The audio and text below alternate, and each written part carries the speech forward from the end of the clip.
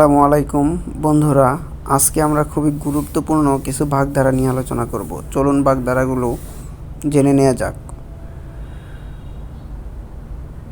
আকুপাকু করা বাগধারাটির অর্থ হচ্ছে ছটফটানি। আঁচল ধরে বেড়ানো বাগধারাটির অর্থ ব্যক্তিত্বহীন। আটকুড়ো বাগধারাটির অর্থ নিঃসন্তান। আতে ঘা বাগধারাটির অর্থ প্রাণে আঘাত। আকাট মূর্খ বাগধারাটির অর্থ নিরেট বোকা।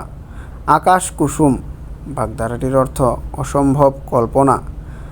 আকাশ থেকে পড়া বাগধারাটির অর্থ অপ্রত্যাশিত। আকাশ ধরা বাগধারাটির অর্থ বৃষ্টি বন্ধ হওয়া।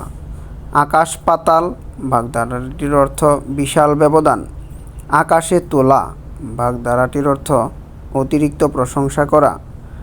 আকাশে থুতু ফেলা বাগধারাটির অর্থ নিজেরই ক্ষতি করা। আকাশের চাঁদ বাগধারাটির অর্থ দুর্লভ বস্তু। আক্কেল গুরুম বাগধারাটির অর্থ হতবুদ্ধি হওয়া।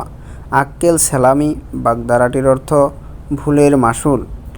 আক্কেল মন্ত বা আক্কেল মন্দ বাগধারাটির অর্থ বিবেচনা করে এমন। আখাম্বা বাগধারাটির অর্থ বেখাপ্পা।